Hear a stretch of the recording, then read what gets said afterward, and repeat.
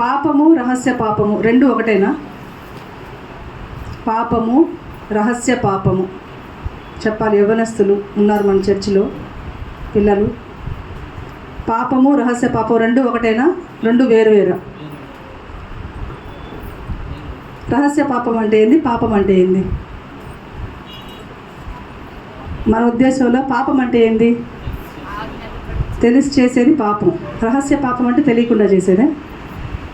తెలియకుండా చేస్తారు రహస్య పాపాలు, తెలిసే చేస్తారు.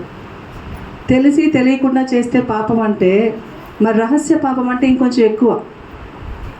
ఖచ్చితంగా తెలిసే చేస్తారు కదా. రహస్య పాపం ఎందుకన్నారంటే ఎవరికి కనపడకూడదు, ఎవరికి వినపడకూడదు అని. మన రహస్య పాపము అనగానే ఏమనుకుంటాము? వ్యభిచారము, తప్పు, ఎవరికి కనపడకుండా చీకట్లో చేసేది, ఎవరికి వినపడకుండా చేసేది, ఇవే అనుకుంటాం. ఈ భ్రమలోనే ఉన్నాం. ఇదే రహస్య పాపం అని భ్రమపడుతున్నాం. కానీ రహస్య పాపం అంటే ఇది కాదు, చాలా ఉన్నాయి. రహస్య పాపం అంటే ఏమనుకున్నాం? ఎవరికి కనపడకూడదు, ఎవరికి వినపడకూడదు. ఒక మనిషి గురించి మనం చెడుగా మాట్లాడుకుంటున్నాం అనుకోండి. ఇప్పుడు ఫర్ ఎగ్జాంపుల్ నేనే వీడి గురించి చెడుగా మాట్లాడుతున్నా. చెడుగా మాట్లాడినప్పుడు వాడి ముందు మాట్లాడకుండా పక్కన మాట్లాడుతున్నా. వాడితో మాట్లాడను, వాడితో బాగానే ఉంటాను, కానీ పక్కన వాళ్ళ దగ్గర చెడుగా మాట్లాడుతున్నా. అది పాపమా రహస్య పాపమా?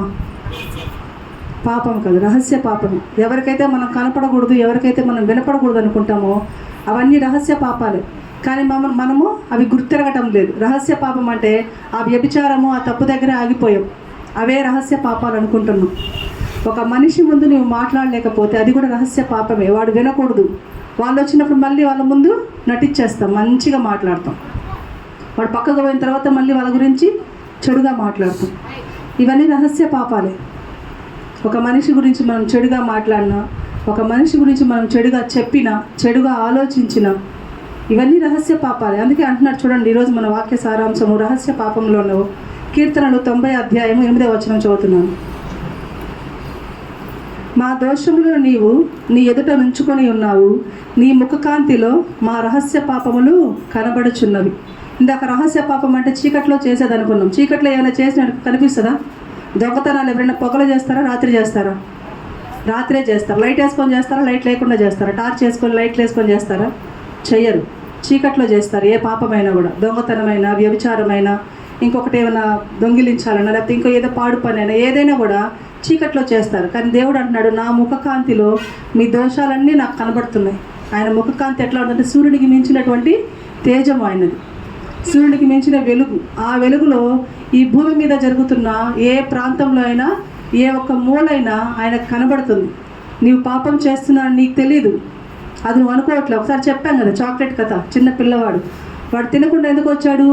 వాడిలో భయం ఉంది. నేను ఎక్కడికి వెళ్ళినా దేవుడు నన్ను చూస్తున్నాడు.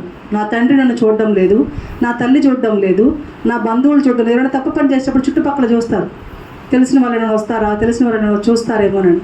మరి పైనుంచి ఆయన ముఖకాంతిలో మొత్తం కనిపిస్తున్నాయంటే ఆయనకు భయపడ్డాను. ఆ పిల్లవాడు భయపడ్డాడు. చాక్లెట్ నేను ఎక్కడ తినలేకపోయాను, చూడకుండా తినమన్నారు, దేవుడు నేను ఎక్కడికి వెళ్ళి నన్ను చూస్తున్నాడు, నా పిల్లోడు భయపడ్డాడు. అలా నీవు భయపడ్డంలా. మనిషి ముందర ఒకలాగా ప్రవర్తిస్తున్నావు, మనిషి లేనప్పుడు ఒకలాగా ప్రవర్తిస్తున్నావు. అందుకే అంటాడు, నీ రహస్య పాపములు నా ముఖకాంతిలో నాకు కనబడుతున్నాయి, నీ దోషాలన్నీ నా ఎదుట నేను పెట్టుకుని ఉన్నాను. అందుకే యెషయా 59లో ఏమంటది? 3వ అధ్యాయంలో, ఎందుకు మా ప్రార్థన నీవు ఆలకించడం లేదు, ఎందుకు మా ప్రార్థనకు జవాబు ఇవ్వడం లేదంటే అక్కడ ఏమైంది? రక్షించక ఉండకుండానట్లు నా హస్తమేం కురచ కాలేదు, నా చేతులేమి నేను రక్షించడానికి సమర్థమైనవి కాకుండా పోలేదు, నా చెవులకు నాకేం చెవుడు రాలేదు, నేను అన్నీ చూడగలను, అన్నీ చేయగలను, కానీ నేను ఎందుకు చేయడం లేదంటే మీ దోషములు మీకును మీ దేవునికి అడ్డముగా వచ్చినవి. ఆయన ఎదురుగా పెట్టుకుని ఉన్నాడు, అవి చూస్తున్నాడు. అవన్నీ మనకు కనిపిస్తున్నప్పుడు ఆ బాధపడుతున్నాడు ఆయన కదా. తండ్రి మనం తప్పు చేసామని తెలుస్తున్నప్పుడు తండ్రి గమ్ముకుంటాడా? ఎంతో మనోవేదనకి, ఎంతో బాధగా దుఃఖం అయిపోతాడు. అరే నా బిడ్డ ఇట్లా చేస్తున్నాడే, అతను నా బిడ్డ ఇట్లా చేస్తుంది, నా పరువు తీసే పని చేస్తుంది అని ఎంతో కుమిలిపోతాడు. అది మనము ఆ చీకటి పాపం వరకే అనుకుంటున్నాం. కానీ మీ గురించి వెనక ఎంతమంది చెప్పుకుంటున్నారు? పైకి వేషధారణ జీవితం, పైకి భక్తి జీవితం, కానీ లోపల హెచ్చింపులు, లోపల కుళ్ళు కుతంత్రాలు, ఇవన్నీ రహస్య పాపాలు, ఎవరికి కనపడవు. నీ వేషధారణ మాత్రమే మాకు కనిపిస్తుంది, నీ మనసులో ఉన్నది మాకు కనపడదు. అది రహస్యం ఉంది, అందులో ఏముందో మర్మము ఆ దేవునికి తప్ప ఎవరికీ తెలీదు. చూడండి 135:15 కీర్తన ఒక మాట, 139:15 ఒక మాట వీటి గురించే రాసి ఉంటుంది. నేను రహస్యమందు పుట్టిన నాడు, భూమి యొక్క అగాధ స్థలములలో విచిత్రముగా నిర్మింపబడిన నాడు, నాకు కలిగిన ఎముకలను నీకు మరుగై ఉండలేదు. నేను పిండమునై ఉండగా నీ కనులు నన్ను చూచను. ఇప్పుడు వచ్చేసింది స్కానింగ్, ఇవి దాంట్లో కూడా క్లియర్గా మనకేమీ కనిపించదు. హార్ట్ బీట్ ఒక్కటే మనకు తెలుస్తుంది స్కానింగ్లో. కానీ దేవుడు అంటున్నాడు, నా ఎముకలు తెలుసు నీకు, నేను పిండముగా ఉండగానే నీ కనులు నన్ను చూసాయి. పిండముగా అంటే ఎవరు చూడలేమండి, ఏం చూడలేము, ఏం కనపడలేము. ఆ కడుపులో ఏం జరుగుతుందో, ఆ గర్భంలో ఏం జరుగుతుందో ఎవరికి తెలియదు. కానీ దేవుడు అంటున్నాడు, నువ్వు పిండముగా ఉన్నప్పుడే నేను చూశాను. నీ నీ నీ యొక్క శరీరంలో ఎన్ని ఎముకలు ఉన్నాయి, నీ శరీరంలో ఎన్ని అవయవాలు ఉన్నాయి, ఆ అవయవాలకి ఏ జబ్బు ఉంది. అన్నిటికంటే మోసకరమైనది హృదయం అంటున్నారు, అన్నిటికంటే ఘోరమైనది హృదయము, వాడిగల ఖడ్గము నాలుక, ఇవన్నీ పెట్టిన పేర్లు ఆయన. అన్ని అవయవాలు మనం పెట్టుకొని సరిగా ఉంచుకొని చూసుకుంటున్నామా? రహస్యంలో జీవించుకుంటూ రహస్యంలో బతుకుతూ నేను పాపం చేయలేదని పైకి మాత్రం భక్తి జీవితాన్ని నటిస్తున్నాము. ప్రతి ఆదివారం వస్తూ ఉన్నాం మందిరానికి, ఏం నేర్చుకుంటున్నాము మనము? మనమే క్వశ్చన్ చేసుకోవాలి. ఒకరు మనకి క్వశ్చన్ చేయరు, ఎందుకంటే చెప్పాను కదా, పైకి నీ యొక్క రహస్యం కనపడదు, నీ హృదయం ఎవరికి కనిపించదు, నీ హెచ్చింపు ఎవరికి కనిపించదు. పైకి మాత్రం మంచి దానిలాగా కనిపిస్తుంది. ఎవరైనా నీ గురించి సాక్ష్యం పడితే చాలా మంచిది అమ్మాయి, చాలా మంచిది అక్క, చాలా మంచిది ఆ పాప, చాలా మంచివాడు ఆ తమ్ముడు, ఇలా చెప్తారే కానీ నీ యొక్క లోపల జీవితం ఎవరికి తెలీదు. కానీ ఆ పాప ఏమైందో, ఆ పాపకి ఆ విషయం జరగడం లేదు, ఆ కార్యం జరగడం లేదు అని మనం బాధపడుతూ ఉంటాం. దాని వెనక ఏముందో మనకి తెలీదు. దేవుని దగ్గరే మనము ఓపెన్ చేసి మాట్లాడాలి. ప్రభువా, నీ ఎదుట నా పాపములు నేను కప్పుకోవడం లేదు, నా దోషాలు నేను కప్పుకోవడం లేదు, ఒప్పుకుంటున్నాను ప్రభు, నేను తప్పు చేశాను. అందరి ముందు చెప్పుకోవడానికి సిగ్గుపడతావు ఒక్కోసారి. నా హృదయం ఇట్లాంటిది, నా వ్యాధి ఇట్లాంటిది, నా బాధ ఇలాంటిదని దేవుడి ముందుగా నువ్వు ఒప్పుకోగలిగితే ఆయన ఎట్లాంటి వాడంట? క్షమించుటకు సిద్ధమైన మనస్సు గలడు. నువ్వు ఏ క్షణాన్ని మోకరించి పశ్చాత్తాపడి దేవుని దగ్గర ఒప్పుకుంటావో ఆ క్షణమునే నిన్ను స్వస్థపరచడానికి, క్షమించడానికి, పరిశుద్ధపరచడానికి ఆయన సిద్ధముగా ఉన్నాడు. హల్లెలూయా. చూడండి ఇంకొక మాట, కీర్తన 44:21.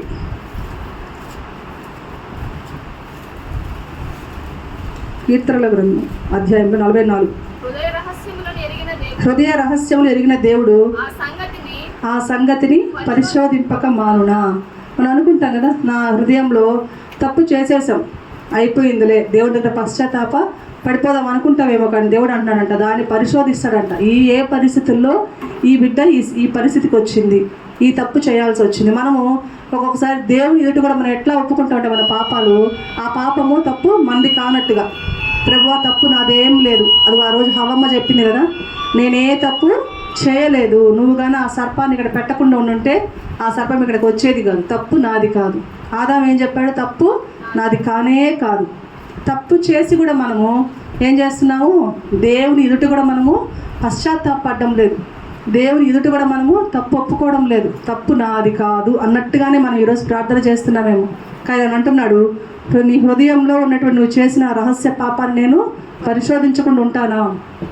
పరిశోధిస్తాను. తప్పు ఎవరిదో తెలుసు. అందుకే ఆ రోజు శిక్ష ముగ్గురికి పడింది. పాముకి శిక్ష పడింది, హవ్వమ్మకి శిక్ష పడింది, ఆదాముకి శిక్ష పడింది. పరిశోధిస్తాడు ఆయన. నువ్వు ఎట్లా ప్రార్థన చేసినా ఇప్పుడు నువ్వు ఒక గురించి ప్రార్థన చేస్తావు, అవతల వ్యక్తి కూడా ఆ తండ్రి కుమారుడే కదా.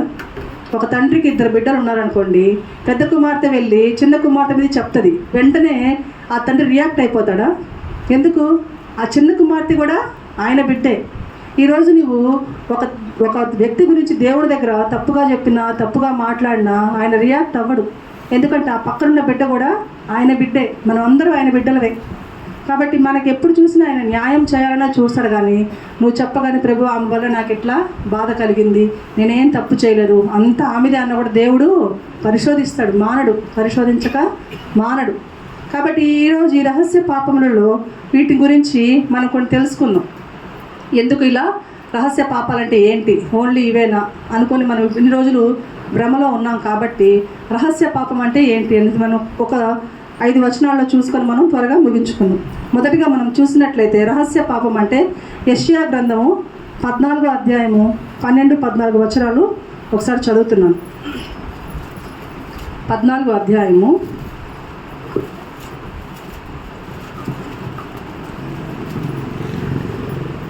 12. తేజో నక్షత్రమా, వేకువ చుక్క, నీవెట్లు ఆకాశం నుండి పడితివి, జనములను పడగొట్టిన నీవు నేల మట్టు వరకు ఎట్లు నరకబడితివి. నేను ఆకాశమునికి ఎక్కిపోయేదను, దేవుని నక్షత్రములకు పైగా నా సింహాసమును హెచ్చింతును. ఇక్కడ ఎవరి గురించి ఈ మాటలు? దేవదూత గురించి. దేవదూత గురించి చెప్తున్నారు. నువ్వు ఇంత పెద్ద స్థితిలో ఉన్నావు కదా, దేవుడి దగ్గర ఉన్నతమైన స్థితిలో ఉన్నావు కదా, నీవు ఎట్లా కిందకు పడిపోయావు? అసలు నువ్వు ఈ కిందకి రావడానికి కారణం ఏంటి? ఈ యొక్క పాతాళానికి నువ్వు రావడం కారణం ఏంటి అంటే, నీ రహస్య పాపం ఏందో తెలుసా? మొదటిగా హెచ్చించుకోవడం. అది కూడా ఒక రహస్య పాపమే. నీవు హెచ్చించుకునే సంగతి నీకు నీ దేవునికి తప్ప ఇంకెవ్వరికీ తెలియదు. హల్లెలూయా. ఎవ్వరికీ తెలియదు ఆ సంగతి. మనం అనుకుంటాము నేను గొప్పదాన్ని, నేనే అనే అహంకారం. ఐ అనేది ఎప్పుడు క్యాపిటల్లోనే ఉంటుంది. ఐ ఎందుకంటే అది ఒక అహంకారమైన మాట, అహంకారంతో కూడినటువంటి మాట నేను అనేది. అందుకని ఐని ఎప్పుడు క్యాపిటల్లోనే రాస్తారు. ఐ అని వచ్చినప్పుడు ఎక్కడైనా గమనించండి, ఐ అనేది స్మాల్ లెటర్లో రాయరు. ఐ అంటే ఇన్ను ఇట్టు అవి కాదు. నేను అని వచ్చినప్పుడు ఐ క్యాపిటల్లోనే ఉంటుంది. ఎందుకంటే అది ఒక అహంకారానికి గుర్తు, లేకపోతే ఒక సెల్ఫ్ కాన్ఫిడెన్స్కి. కాకపోతే అది వాడాల్సిన పద్ధతిలో వాడాలి. హెచ్చించుకో. ఎక్కడ హెచ్చించుకోవాలి? నువ్వు ఎక్కడ హెచ్చించుకోవాలంటే నేను ఎవరైతే అవమానపరుస్తారో అక్కడ యాటిట్యూడ్ చూపించాలి. నువ్వు అంటే గెలిచి చూపించాలి. పుట్టిగా యాటిట్యూడ్ చూపిస్తే ఎవరు లెక్క చేయరు. మరి దేవుడి సన్నిధిలో ఎలా ఉంటున్నావు? హెచ్చించుకుంటున్నావేమో, నాకేంటి, లేకపోతే నేనే కదా, దేవుని కంటే గొప్పదాన్ని కదా. ఇప్పుడు పాస్టర్ నీ మీద పక్కన కూర్చొని పెట్టుకొని మాట్లాడంటే నువ్వు పాస్టర్ ఒకటైపోవుగా. అలాగనే హెచ్చించుకున్నాడు ఆ అపవాది. దేవుడు పక్కన కూర్చున్నాడు కదా, నేను దేవుని సింహాసనం పక్కనే నా యొక్క సీటు వేశాడు కదా, మరి నేనెంత స్థితిలో ఉండాలి? అది చనివించినప్పుడు కదా పెద్దవాళ్ళకి మాట చెప్తారు. పెద్దవాళ్ళు మనతో తగ్గి చనివించి మాట్లాడినప్పుడు మనం మన లిమిట్స్ దాటకూడదు. ఆ యొక్క వివక్షణ మనకు ఉండాలి. వాళ్ళు ఇచ్చారు కదా చనువు అని చెప్పి మనం చనువుని తీసుకుంటే ఎట్లయిపోతామంట? పాతాళానికి పడిపోతామంట. తేజో నక్షత్రమా, వేకువ చుక్క అంటే చూడండి, తేజో నక్షత్రం ఎట్లాంటి నక్షత్రం అంటే అది మహా వెలుగుతో కూడిన నక్షత్రం. అటువంటి నక్షత్రాన్ని కిందకు పడేశాడు దేవుడు. ఆయన అక్కడ ప్రధాన దూత లూసిఫర్, ఆయన్నే కిందకు తోసేశాడు. మరి నువ్వు నేను ఎంత హెచ్చించుకుంటున్నావేమో నీ మనసులో. నేను లేకపోతే ఇది లేదు, నేను లేకపోతే ఇది జరగదు, నేనుంటేనే నా కుటుంబము. హెచ్చించుకోకూడదు. ఆ కుటుంబంలో ఆ వ్యక్తి లేకపోయినా రెండో వ్యక్తి ఆ యొక్క కుటుంబాన్ని నడిపించగలడు. ఆ యొక్క స్కూల్లో ఆ టీచర్ లేకపోయినా, మా స్కూల్లో అట్లే ఉంటారు, నేనే ఈ సబ్జెక్ట్ చెప్పగలను, నేను లేకపోతే ఈ స్కూలు ఈ టీచరే దొరకదు అని 2 రోజుల్లో కొత్త టీచర్ని తెచ్చుకొచ్చి పెడతారు. 3వ రోజు ఆ టీచర్ని మర్చిపోయి కొత్త టీచర్తో ప్రయాణాన్ని సాగిస్తాం. అలాగా మనం హెచ్చించుకోకూడదు. నువ్వు లేకపోతే, మా ప్రిన్సిపల్ ఒక మాట అంటాడు, ఆఖరికి నేనే లేకపోయినా ఆ యొక్క ఫౌండర్ ఎవరైనా, నారాయణ స్కూల్స్ ఫౌండరు నారాయణ లేకపోయినా కూడా స్కూల్స్ అనేవి ఆగుతాయా? ఆగవు. అదే చెప్పారు, నువ్వున్నా నేనున్నా లేకపోయినా ఎవరున్నా లేకపోయినా జరుగుతూనే ఉంటాయి. నేనే నా ద్వారానే అని అనుకుంటే మాత్రము ఎవ్వరు ఏం చేయలేము, పడిపోవడం తప్ప. అహంకారానికి ముందు ఏం నడుస్తుందంట? గర్వం. ఆ గర్వం నీ మనసులో తొలగించాలి, అహంకారం తీసివేసాలి. దేవుని సన్నిధిలో నువ్వు తగ్గించుకొని బ్రతకాలి. నువ్వు ఎంత తగ్గించుకుంటే అంత హెచ్చింపబడతావు కదా. బాల్ ఎంత గట్టి కింద కొడితే అంత పైకి ఎగురుద్దంట. అంత నేల మట్టుకు తగ్గించుకుంటే మనము పైకి ఎత్తబడతావు. లేకపోతే ఈ యొక్క లూసిఫర్ ఎంత గొప్ప స్థానంలో నీవు ఉన్నా కూడా కిందకి పడిపోవడం ఖాయం. మరి రెండోదిగా మనం చూద్దాము, రహస్య పాపంలో ఇంకొకటి హీనపరచడం. చూడండి, సమూయేలు గ్రంథం 2వ సమూయేలు 6:16లో హీనపరచుకోకూడదు. మీరంతా చదువుకోవాలంటే కొంచెం కష్టము. 2వ సమూయేలు గ్రంథము అక్కడ చూస్తే మనకి దేవుడు మందసాన్ని మోసుకొచ్చుకుంటూ దావీదు నాట్యం చేసుకుంటూ వస్తూ ఉంటాడు. అప్పుడు మీకాలు నవ్వుతుంది, అంటే ఇంత గొప్ప రాజస్థానంలో ఉన్నావే నీవు, ఎట్లా డ్యాన్స్ వేస్తున్నావేంది రోడ్డు మీద, ఒక మందసాన్ని మోసుకొచ్చుకుంటుంటే డ్యాన్స్ వేస్తున్నావే అని చెప్పి నవ్వద్ది. ఆ నవ్వు ఎవరు చూశారు? ఆ యొక్క కించపరుచు నవ్వుని ఎవరు చూశారు? దేవుడు చూశాడు. దేవుడు చూసినప్పుడు, దేవుడి మందసం ముందు నీవు నాట్యం ఆడుతున్నప్పుడు, దేవుని మందసం ముందు నీవు హర్షిస్తున్నప్పుడు, ఆనందిస్తున్నప్పుడు, లేకపోతే దేవుళ్ళు నీవు ఆనందిస్తున్నప్పుడు, కొంతమంది ప్రార్థనలో ఏకీభవించి ఆనందిస్తారు. కానీ పక్కన వాళ్ళకి అది ఎట్లుంటుందంటే, అబ్బాయి ఈమె పెద్ద భక్తి పరురాలు, ఈమె పెద్ద ప్రార్థనా పరురాలు అని పక్కన వాళ్ళు అనుకుంటారు. ఆ పక్కన వాళ్ళు అనుకునేది ఎవరు చూస్తున్నారు? దేవుడు చూస్తున్నాడు. నీకు నాకేం కాదు, నీవు నిజంగా దేవుళ్ళు ఆనందిస్తే నువ్వు ఆనందించు. దేవుని వాళ్ళు చూస్తున్నారు, వీళ్ళు చూస్తున్నారని నువ్వేం బాధపడద్దు. మీకాలు నవ్వింది. మీకాలకి ఏం జరిగింది? ఇష్టపడి పెళ్లి చేసుకున్నాడు మీకాలు. ఎంతో ప్రేమించింది దావీదుని, కానీ బిడ్డలు లేకుండా పోయారు. గర్భం మూసేశాడు. తర్వాత దూరం చేసేశాడు మీకాల్ని. కాబట్టి నువ్వు దేవుని యందు హర్షించాలి, ఆనందించాలి. అంతేగాని వాళ్ళు చూస్తున్నారు, వీళ్ళు చూస్తున్నారని నువ్వు బాధపడాల్సిన అవసరం లేదు. ఇతరుల గురించి నువ్వు హీనంగా పక్కన వాళ్ళు ఎవరైతే చూస్తారో వాళ్ళని దేవుడు చూస్తాడు, వాళ్ళకి కార్యము చేస్తాడు. మనం అనుకోకూడదు కదా, పక్కన వాళ్ళు ఎంత హీనులైనా మందిరంలో అందరం ఒక్కటే. ఒక్క పాత్రలోనిదే నీవు నేను తాగాలి, ఒక్క పాత్రలోనిదే నీవు నేను భుజించాలని దేవుడు చెప్తున్నాడు.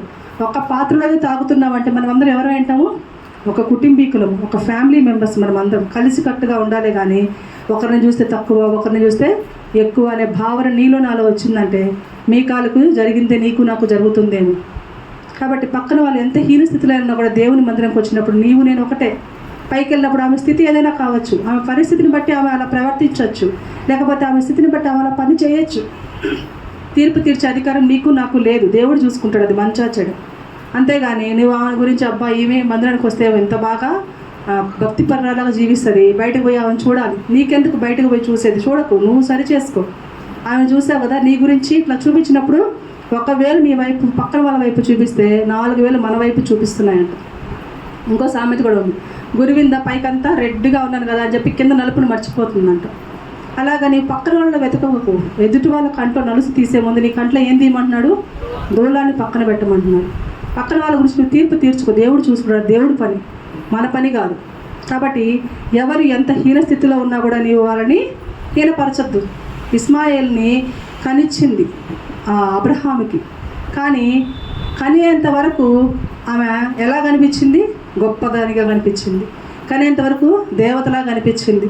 ఆ తర్వాత ఎప్పుడైతే శారా గర్భం తెరిచాడో అప్పుడు ఆమెకి ఆ యొక్క హాగర్ ఎట్లా కనిపించింది? హీనంగా, నీచమైన దానిలా కనిపించింది, తరిమేసింది. కానీ దేవుడు మర్చిపోయాడా? దేవుడు మర్చిపోలే. అదొక తెగలు చేశాడు, ఒక రాజ్యాన్ని చేశాడు వాళ్ళని. కాబట్టి నీవు న్యాయం తీర్చే వరకే చెయ్యి, అన్యాయం చేయకు. అవసరం ఉన్నంతసేపు వాడుకొని అవసరం అయిపోయాక వదిలే పరిస్థితిలో నీవు నేను ఉండకూడదు. దేవుని సన్నిధికి వచ్చిన మనము ఎప్పుడు మన గురించే ఆలోచించుకోవాలి.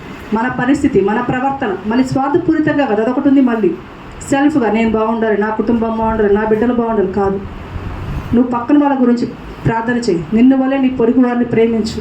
ఈ సామెత అందరికీ వస్తుంది, ఈ యొక్క వాగ్దానం, ఈ యొక్క రైట్. నువ్వు ఆమె గురించి చేసినప్పుడు ఆమె నీ గురించి చేస్తుంది. అప్పుడు నీ కుటుంబం బాగుంటుంది. నేనే బాగుండాలా, నా కుటుంబమే బాగుండాలా, నా బిడ్డలే బాగుండాలా, నా బిడ్డలే ఉన్నతంగా ఉండాలి, నా బిడ్డలే ఎత్తైన స్థలంలో ఉండాలి, నా బిడ్డలకే ప్రత్యేక గుర్తింపు ఉండాలి. ఇవన్నీ వద్దు దేవుని మందిరంలో. ఎవరి గుర్తింపు వాడిదే, ఎవరి ప్రత్యేకత వాళ్ళదే. నీవు నేను అనుకున్నంత మనుషుల మెప్పును మనం అసలు పొందాల్సిన అవసరమే లేదు. మనుషుల మెప్పు మనకు అసలు పనికిరాదు. మనుషుల మెప్పు పొందితే హాగరు పరిస్థితే మనది. ఉన్న రోజులు అసలు ఎట్లా చూసుకుందాం ఇస్మాయిల్ని కనేదాకా. ఇస్మాయిల్కి అంత నీచంగా కనిపించింది. నీకు అవసరం ఉన్నంత వరకు నువ్వు చాలా అందంగా కనిపిస్తావు, చాలా ఉన్నతంగా కనిపిస్తావు, చాలా గొప్పదానిలా కనిపిస్తావు. ఒక్కసారి నీకు అవసరం అయిపోయి వేరొక వాళ్ళు వచ్చారంటే నీ అవసరం వాళ్ళకి కనిపించదు, నువ్వు వాళ్ళకి నీచంగా కనిపిస్తావు. కానీ దేవుడు ఎప్పుడు అట్లా చూడు. ఎప్పుడు కూడా దేవుడు నేను ఒకటేగా చూస్తాడు. ఆయన ఏకరీతిగా ఉంటాడు, ఒకటే ప్రేమ చూపించే దేవుడు.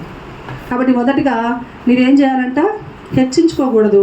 రెండవదిగా పక్కన వాళ్ళని హీనంగా చూడకూడదు. అది కూడా రహస్య పాపమే. ఎవరికి కనిపించవు ఇవన్నీ. హెచ్చించుకునేది, హీనంగా చూసేది ఎవరికి కనిపించవు, దేవుడికి మాత్రమే కనిపిస్తుంది. మూడవదిగా చూస్తే గర్వపడకూడదు. గర్వం, హెచ్చింపు, గర్వం ఇంచుమించు ఒకటే. నెబుకద్నెజరు ఏమనుకున్నాడు? ఈ దేవాలయాన్ని కట్టినప్పుడు మీరు కానీ దానియేలు గ్రంథము 4వ అధ్యాయం 28వ వచనం కానీ చదివినట్లయితే మీకు అక్కడ కనిపిస్తుంది. హెచ్చించుకున్నాడు ఆయన గురించి ఆయన తెలివితేటలు చూసుకొని మురిసిపోయాడు. నేనే కదా, నా తెలివే కదా ఇదంతా, ఇంకేమీ లేదు అని మురిసిపోయాడు. చదువుతారా 4వ అధ్యాయము? రాజు బబులోనును ఈ మహావిశాల పట్టణమును నా బలాధికారమును కనపరచుటకై నా రాజధాని నగరముగా నేను కట్టించినది కాదా? చూడండి ఎంత గర్వం కదా. తెలివి ఎవరిచ్చారంట? బుద్ధి జ్ఞాన సర్వ సంపదలు ఎవరి యందు గుప్తములై ఉన్నాయంట? యెహోవా యందు. మరి ఈ తెలివి నీకు ఎక్కడి నుంచి వచ్చింది? ఈ జ్ఞానం నీకు ఎక్కడి నుంచి వచ్చింది? నువ్వు ఎంతసేపు నా తెలివి, నా జ్ఞానము, నా బలము అని విర్రవీగుతూ ఉంటాం చాలామంది. మా తమ్ముడే ఎగ్జాంపుల్. వాడు కొంచెం స్లోగా పోరంటే ఏం కాదులేక అంటే యవ్వనస్తుడు కదా వాడికి ఆ భయం లేదు మనసులో. ఏదైనా యాక్సిడెంట్ చూసాడు 2 రోజులు మళ్ళీ భయం, ఒలికిపోతుంటాడు. యాక్సిడెంట్ చూస్తే మాత్రం నా మనసులో అదే ఉంది, నాకు అదే భయం వేస్తుంది, దడబడుతుంది అంటాడు. 3వ రోజు ఏంటంటే మళ్ళీ స్పీడ్.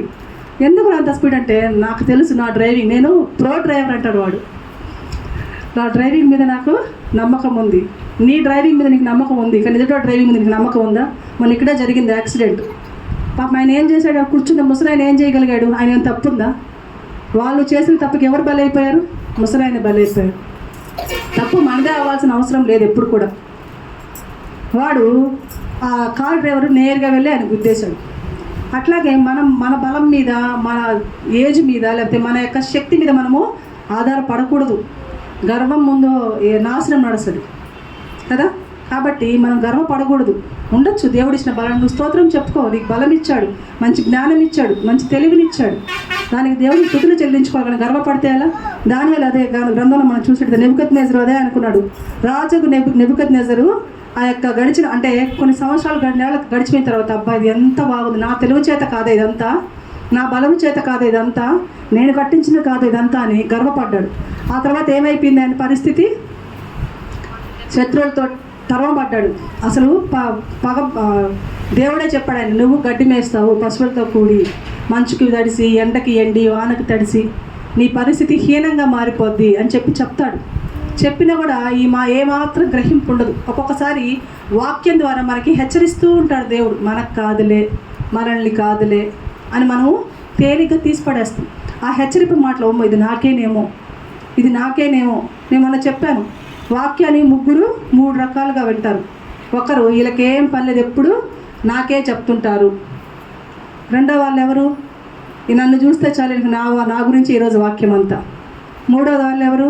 దేవుడు నాతో మాట్లాడుతున్నాడు. నువ్వు ఏ రకంగా ఉన్నావో, నిన్ను చూసి చెప్తాడు అనుకుంటున్నావో, లేకపోతే వాక్యం నా గురించే చెప్తాడు అనుకుంటున్నావో, లేకపోతే దేవుడే నీతో మాట్లాడుతున్నాడు అనుకుంటున్నావు. దేవుడే నీతో మాట్లాడుతున్నాడు అనుకుంటే నీ జీవితాలు మనం సరిదిద్దుకోగలము. హల్లెలూయా. గర్వించుకోవద్దండి. గర్వించుకుంటే పాతాళానికి పడిపోతాం, హెచ్చించుకుంటే పాతాళానికి పడిపోతాం. హీనంగా చూస్తే నీకంటే వాళ్ళు గొప్పగా మారిపోతారు. ఇవన్నీ రహస్య పాపాలే. మరి 4వదిగా చూసినట్లయితే పోల్చుకుంటాం కదా, పోల్చుకోకూడదు. మా పాపకి ఇంటర్లో మంచి మార్క్స్ వచ్చాయి, మంచిగా మార్క్స్ వచ్చాయి అమ్మాయికి. కానీ మా బాబాయ్కి సాటిస్ఫాక్షన్ లేదు. పోలుస్తున్నాడు. ఒక టైలర్ కూతురికి 900 మార్కులు దాటితే, నేను ఇంత కష్టపడి నీకు ఇంత లగ్జరీ లైఫ్ ఇచ్చి నీకు ఇన్ని సదుపాయాలు కల్పించి చదివిస్తే నీకు అమ్మాయి కంటే తక్కువ ఎందుకు వచ్చాయి? ఇప్పుడు ఆయన టైలరు, ఈయన డిపార్ట్మెంటు. మరి ఆయన టైలర్కి ఎందుకున్నాడు? ఆయన డిపార్ట్మెంట్లో ఉండాలి కదా కూతురు చదివినప్పుడు. కంపారిజన్ ఈ రోజుల్లో జరిగేది అదే. అందుకే పిల్లలు మానసికంగా చచ్చిపోతున్నారు, మానసికంగా కృంగిపోతున్నారు. సూసైడ్లు ఇవన్నీ ఎందుకే? కంపారిజన్ వద్దు. ఆ పిల్ల ఎలా ఉందే, నువ్వు ఎందుకు ఇలా ఉన్నావు? ఆ అమ్మాయి ఎలా ఉందే, నువ్వు ఎందుకు ఇలా ఉన్నావు? దేవుళ్ళో కంపేర్ చేయండి, దేవుళ్ళో కంపేర్ చేయండి. ఆ పిల్లవాడు దేవుళ్ళో వాడబడుతున్నాడు, నువ్వెందుకు వాడబడడం లేదు? ఆ పిల్లవాడు దేవుళ్ళో పరిచర్య చేస్తున్నాడు, నువ్వెందుకు పరిచర్య చేయడం లేదు దేవునికి? ఇట్లా కంపేర్ చేయండి. కానీ మనము దేవుని దృష్టిలో మనం ఇక్కడ ఇంతమంది ఉన్నాం కదా, ప్రపంచంలో కోట్ల మంది ఉన్నారు. నీ ముఖం నీ ముఖం నీ ముఖం ఒకటిగా ఉంటుందా?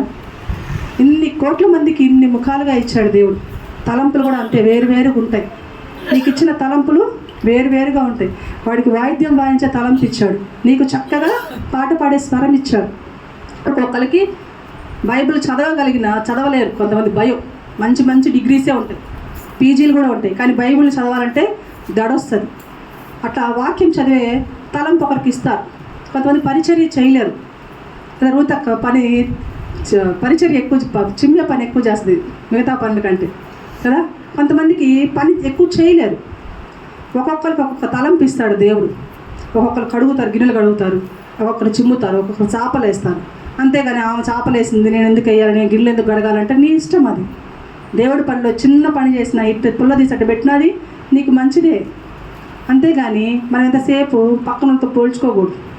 పోల్చుకున్నాం అనుకోండి దేవుడు లక్ష్య పెట్టడు. పరిసయ్యుడు ఎవరిని ప్రార్థన చేశాడు?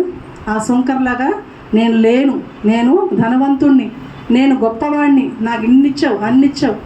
ఆ సుంకర్తో నీకేం పని? ఇచ్చాడు. దేవా నీకు స్తోత్రం అని చెప్పుకో. ఈరోజు మనం సుంకర్ గురించి చెప్పుకుంటున్నామా, పరిసయ్యుడి గురించి చెప్పుకుంటున్నామా? పరిసేయుడి గురించి చెప్పుకుంటున్నావు. ఎందుకంటే నువ్వు అట్లా చేసావు, నువ్వు అట్లా ఉండకూడదు, ఆ పరిసేయుడిలో నువ్వు ఉండకూడదు. మరి సుంకర ఏం చెప్పింది? ఆకాశము వైపు నా కనులెత్తి కూడా నేను చూడలేను అని తగ్గించుకుంది. సుంకరి బాగుపడింది. సుంకరలాగా మనం ఉండాలనుకుంటున్నాం. పరిసేయుడిని అట్లా ఉండకూడదు, పరిసేయుడిలా మనము ఉండకూడదు అని చెప్పుకుంటున్నాం. కాబట్టి కంపారిజన్ చేసుకోకండి. మీ పిల్లలు కూడా ఒకరితో ఒకరిని పోల్చకండి. దేవుని దృష్టిలో నీవు సపరేట్. నీకుండే విలువ నీకుంటుంది, నీకుండే విలువ నీకుంటుంది, నాకుండే విలువ నాకుంటుంది. మరి ఆఖరాగా మనం చూసినట్లయితే కృతజ్ఞత కలిగి ఉండాలి. ఈ రోజుల్లో అది లేదు. అది కూడా రహస్య పాపమే. దేవుడు మనకి ఎన్నో మేళ్ళు చేస్తే దేవుడికి కృతజ్ఞతలు చెల్లించలేము కదా. వారం వారం రోజుకో సాక్ష్యం అండి చెప్పాలంటే కదా. పొద్దున్న మనం బయటికి వెళ్తే ఈవినింగ్ ఇంటికి క్షేమంగా వచ్చామంటే ఈరోజు సజీవులుగా మనం ఉన్నట్టు ఆయన కృపే. అదొక సాక్ష్యము. నీ బిడ్డలు బయట తిరిగి వస్తున్నారు, ఇంటికి క్షేమంగా వచ్చారు, అది ఆయన కృపే. ప్రతిరోజు నువ్వు కృతజ్ఞత చెల్లిస్తున్నావా దేవునికి? కృతజ్ఞత లేని మనసులు మనము కలిగి ఉండకూడదు. అది కూడా ఒక రహస్య పాపమే. మనం దాన్ని చూసినట్లయితే లూకాసు వార్త 12:16 సమృద్ధిగా దేవుడు నీకు ఇచ్చినప్పుడు నువ్వేం చేయాలి? దేవుడు నీకు సమృద్ధిగా ఇచ్చాడు. చదవద్దులేండి, చెప్పండి. దేవుడు నీకు చాలా సమృద్ధిగా ఇచ్చాడు. అప్పుడు నువ్వేం చెప్పారు? అమ్మాయి కేజీఆకే 1000కి 980 మార్కులు వచ్చినాయి. ఏం చేయాలి? ఫస్ట్ ఏం చేస్తే చెప్పండి? ఒక కేజీ స్వీట్లు పెట్టుకొచ్చుకోవాలి. ఎవరికి ఇవ్వాలి, ఎవరికి ఇవ్వాలి? ఏం చేయాలి? ఫస్ట్ మోకాలు వేసి ప్రార్థన చేయాలి. ప్రభువా, అసలు నా జ్ఞానం ఎంత ఉందా? నాకు అన్ని మార్కులు వచ్చేంత జ్ఞానం నాకుందా? ఇది నీ కృప కాదా? నీవిచ్చావయ్యా ఈ జ్ఞానం నాకని ప్రార్థన చేయాలి. కానీ మనం ఏం చేస్తున్నాం అంటే పాస్టర్ గారికి ఈరోజు కేకులు తీసుకెళ్ళాలి, సంఘస్థులకి స్వీట్లు పంచాలి, కుదిరితే బిర్యానీ పెట్టాలి, అది ఆలోచిస్తాము. కానీ కృతజ్ఞత చెల్లించే స్థితిలో మనము లేము. చూడండి లూకాసు వార్త 12:16 ఏముంది? మరియు ఆయన వద్ద ఈ ఉపమానం చెప్పాను. ఒక ధనవంతుని భూమి సమృద్ధిగా పండెను. అప్పుడు అతడు, నా పంట సమకూర్చుకొనుటకు నాకు స్థలము చాలదు గనక నేనేమి చేతునని తనలో తాను ఆలోచించుకొని, నేను ఇలాగూ చేతును, నా కొట్లు విప్పి వాటికంటే గొప్ప వాటిని కట్టించి అందులో ధాన్యం అంతటిని, నా ఆస్తిని అంతటిని సమకూర్చుకొని, నా ప్రాణముతో ప్రాణమా, అనేక సంవత్సరములకు విస్తారమైన ఆస్తి నీకు సమకూర్చబడి ఉన్నది, సుఖించుము, తినుము, త్రాగుము, సంతోషించుము అని చెప్పుకుందును కదా. హల్లెలూయా.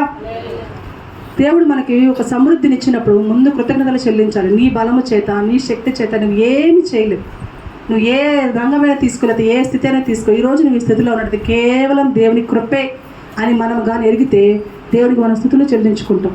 కానీ ఆ నెబుకద్నెజర్ లాగా నాది, నా జ్ఞానము, నా తెలివి అని నువ్వు ఎప్పుడైతే హెచ్చించుకుంటావో పడదోయబడుతుంది. నేను అంటున్నాడు, ఇంత ఇచ్చేసాడు, ఇప్పుడు నేనేం చేయాలి? పేదలకు పంచచ్చుగా, లేని వాళ్ళకి పంచచ్చుగా, దేవుని సన్నిధి తేవచ్చుగా. అవన్నీ కాదు. ఇవన్నీ పడగొట్టి ఇంకా పెద్దవి కొట్టాలి, ఇంకా పెద్దగా కొట్లు కొట్టి ఎంత సమకూర్చేసి, అబ్బా సంవత్సరాలకు సరిపడా నేను సంపాదించేశాను నా బిడ్డలకి, ఇంకా నాకు దిగులే లేదనుకున్నప్పుడు దేవుడు అంటున్నాడు, వెర్రివాడ, ఈ రాత్రే నువ్వు బయలుదేరు, సిద్ధమైపోయింది నీ ప్రయాణంకి, అంత రెడీ చేసేసాను, తమని ఇక రావడమే ఆలస్యము అని చెప్తాను. అంత సుఖించుకొని, అంత తాగి, అంత తిని అని చెప్పుకున్న ప్రాణము, ఆశలన్నీ ఏమైపోయినాయి? అడియాసలైపోతాయి. కాబట్టి కృతజ్ఞత కలిగి నీవు జీవించాలి. ఇలా ఒకటి కాదు, ఎన్నో రహస్య పాపాలు. పక్షపాతము చూపించకూడదు కదా. మన ఇంట్లో 2 పిల్లలు ఉంటే 2 పిల్లల మీద చూపించలేము, ఇద్దరిని ఒకటేగా ప్రేమించాలి. కానీ పిల్లలకి ఏమనిపిస్తుంది? నీకు నాకంటే వాళ్ళే ఇష్టం. పిల్లలు కాబట్టి అట్లా వ్యత్యాసం ఉంటుంది. కానీ మందిరంలో నీవు నీ సహోదరులను అలానేగా ప్రేమించాలి, పక్షపాతం లేకుండా నీవు ప్రేమించాలి. ఈ మాట మనకి యోబు గ్రంథం 13వ అధ్యాయం 10వ వచనంలో, 31వ అధ్యాయం 27వ వచనంలో కనిపిస్తుంది.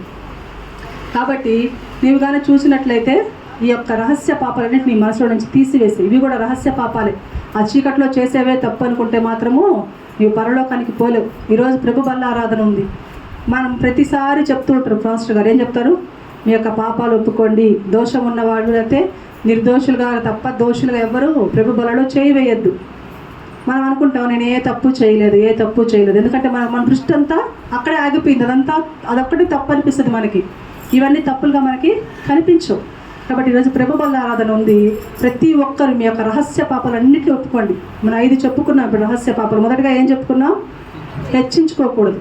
రెండవదిగా హీనపరచకూడదు. నీ పక్కన వాళ్ళని ఎంత హీనస్థితి అయినా నీవు వాళ్ళని హీనపరిచి మాట్లాడకూడదు. మూడవదిగా హృదయంలో గర్వపడకూడదు. 4వదిగా ఇతరులతో నీవు పోల్చుకోకూడదు. దేవుళ్ళు నువ్వు ఎంత చేయగలుగుతా అంత చెయ్యి. ఒకరితో మనకి పనే పనిలేదు. దేవుడు నువ్వు ఎంత చేయగలవో, నీ బలం ఎంతో, నీ శక్తి ఎంతో అంత మట్టుకు చేయి చాలు. ఐదవదిగా మనం చూసినట్లయితే కృతజ్ఞత కలిగి జీవించు. ఇవన్నీ రహస్య పాపాలే. మరి ఈ దినాన ప్రభు బల్లాలలో పాలు పంపులు పొందుతున్నాం. మనం అందరం మన రహస్య పాపాలన్నీ ఒప్పుకుందాం. చేసుంటే అనే మాత్రం నేను అనను. ఎందుకంటే ప్రతి ఒక్కరు ఇందులో నేను చెప్పిన వాటిలో ఏదో ఒక పాయింట్తో లింక్ అయి ఉంటారు. దేవుడు చెప్పాలంటే 5 పాయింట్తో కూడా లింక్ అయిన వాళ్ళు కొంతమంది ఉంటారు. కాబట్టి ఇవన్నీ ఒప్పుకోండి దేవుని ముందు. మనుషుల ముందు ఒప్పుకున్నా ఒప్పుకోకపోయినా దేవుని ముందు ఒప్పుకోండి. నిర్దోషమైన మనస్సుతో ప్రభు బలలో చేయవేయండి. ఈ కొద్ది మాటలు దేవుడు తన ఉనికిలో దీవించునుగాక. ఆమేన్. ప్రార్థన చేద్దాం. ఇస్తాను ప్రార్థన చేస్తాం.